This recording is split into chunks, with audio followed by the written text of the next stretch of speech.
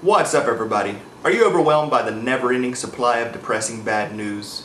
Well, let's refill our tanks with 7 recent positive stories. This is Giddy News for the week of September 1st, 2018.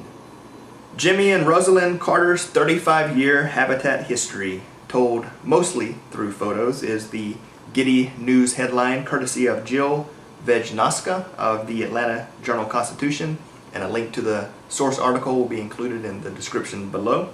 So this one comes out of my home state of Georgia, and the Georgia native and former U.S. President Jimmy Carter regarding his work with Habitat for Humanity, building homes. So the Jimmy and Rosalynn Carter work project began in September of 1984. They led a small group of volunteers to New York City's East Village to help provide safe and affordable housing for 19 families in an apartment building. So the following July they returned to New York and then went to Chicago, Illinois in '86, Charlotte, North Carolina in '87, and then in 1990 they went international for the first time and went to Tijuana, Mexico.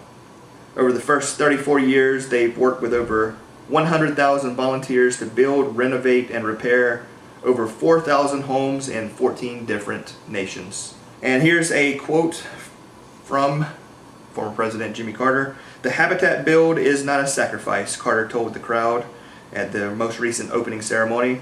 "We sometimes get too hot, sometimes get too cold, sometimes work overtime, but every time we've ever been out there as volunteers, whether in this country or around the world, at the end of the Habitat project, we always feel that Rosalynn and I got more out of it than we put into it."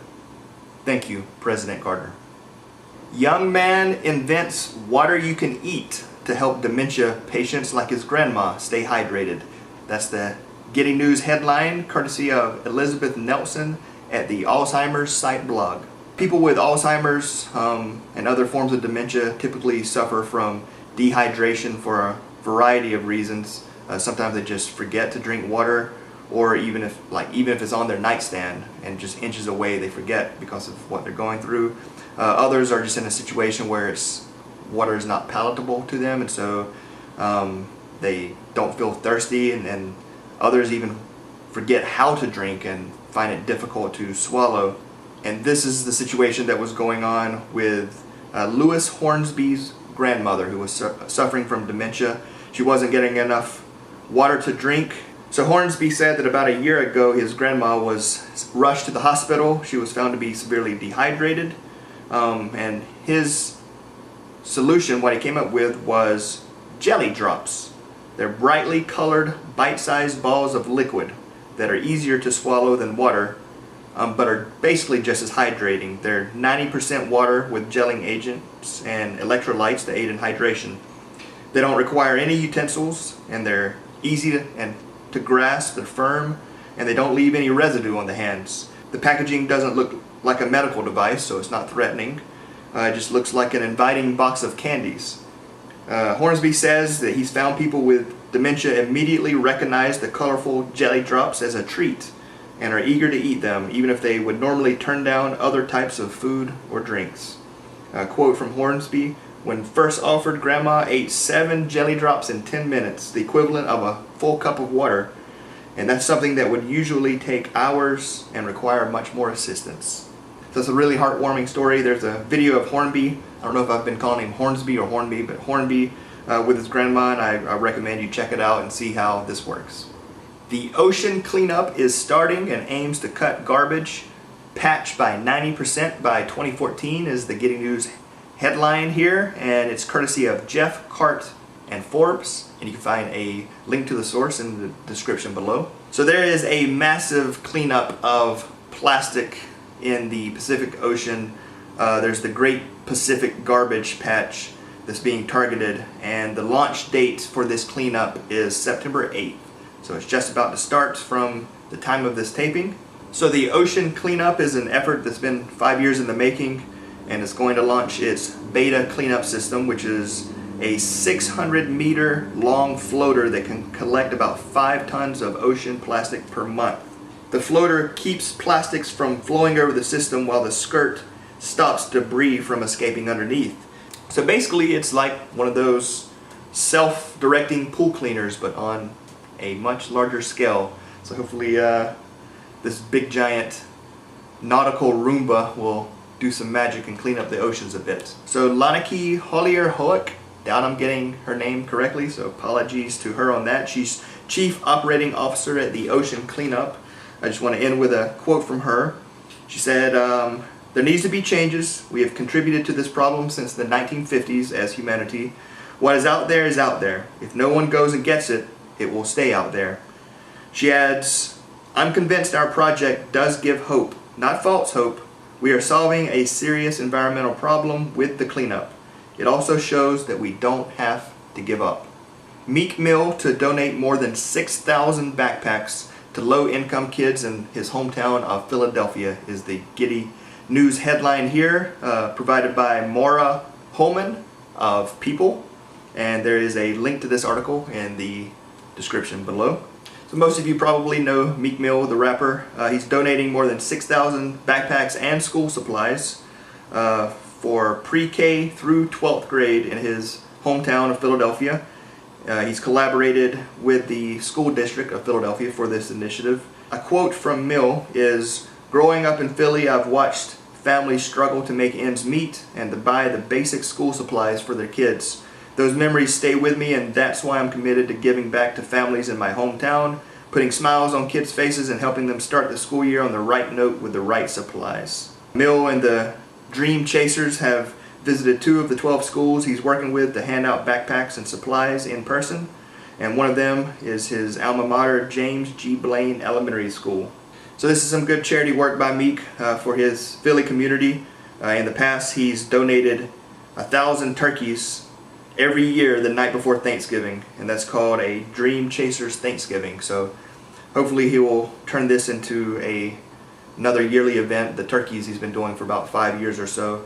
So hopefully he will do this with the backpacks for the kids. Federal court says First Amendment protects sharing food with homeless people is the headline of this Giddy News, courtesy of Nick Sabia of Forbes. And a link to the source will be in the description below. So the 11th U.S. Circuit Court of Appeals ruled that feeding the homeless is, quote, expressive conduct protected by the First Amendment. This decision revives a challenge that was brought by a local chapter of Food Not Bombs, which sued Fort Lauderdale, Florida for requiring a permit to share food in public parks. In February of 2015, Food Not Bombs sued Fort Lauderdale and claimed that the ordinance and the associated park rule violated their right to free speech and free association and were unconstitutionally vague.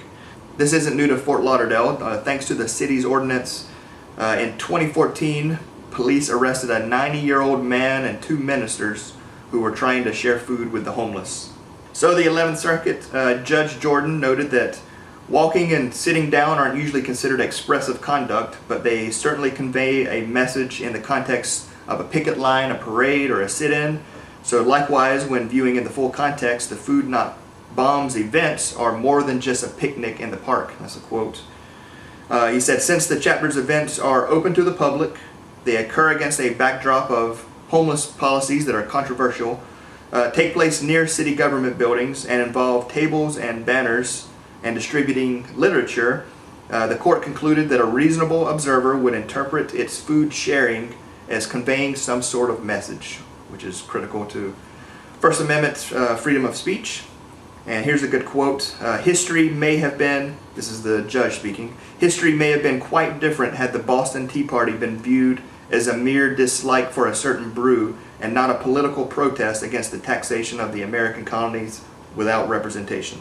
So they ruled that Food Not Bombs does have a First Amendment right to share food, and the 11th Circuit sent the case back down to the lower court so that the court could determine if the ordinance violates those rights. Kirsten Anderson, who was the lead attorney on the case, is quoted as saying, the court's opinion recognized that sharing food with another human being is one of the oldest forms of human expression. We think the decision strengthens our message to cities across the country that they need to invest in constructive solutions to homelessness instead of wasting government resources on punishing people who seek to offer aid. Bird feared extinct, rediscovered in the Bahamas is the headline of this Giddy News, courtesy of Matthew Gardner at the Nassau Guardian. and a link to the source will be in the description below. The Bahama nuthatch has been rediscovered by research teams.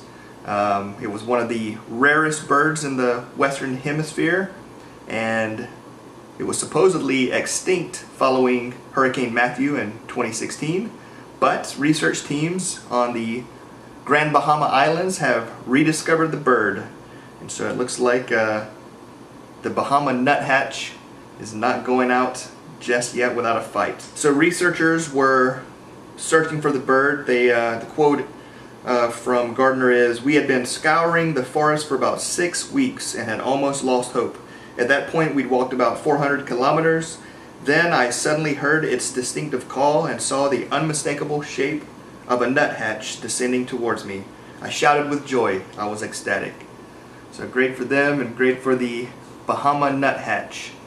A teacher sat in her car with a former student's baby so that the new mom could attend a job fair is the Getty News headline. This article courtesy of Andrea Diaz of CNN, and a link to the source article will be included in the description below. Teachers are heroes, and here we have one specific example from Chicago. Teacher Rosalynn Carter. She always told her students that she'd be there for them if they needed her. And one of the students reached out, and Rosalynn Carter showed that she was good to her word. The student, Larisha Plummer, let Carter know that she had just had a baby and she was having trouble going to job interviews, trying to get a job. And she knew that taking her 3-week-old baby on public transit to try to go to a job fair was a risky move. So Carter stepped up and picked them up just hours later, took Plummer to the job fair, and stayed in the car with the student's baby while Plummer went to apply for jobs. Along with being a good deed for Plummer, Carter also hopes that this helps to put her city of Chicago in a better light. Here's the quote: "Because of the murder rate in Chicago, we have such a bad reputation, but we can't be afraid to help others." Carter then went on to say, "I believe every day we get the opportunity to be someone's miracle." And there is an update on this article. Plummer now has a job and is also planning to attend college this fall. Thank you, Rosalynn Carter of Chicago, and all the teachers out there. Alright, that's it. I hope you enjoyed the Getty News, and if you have a positive story you'd like for me to share, please include a link in the comments below. And until next time, thanks for watching.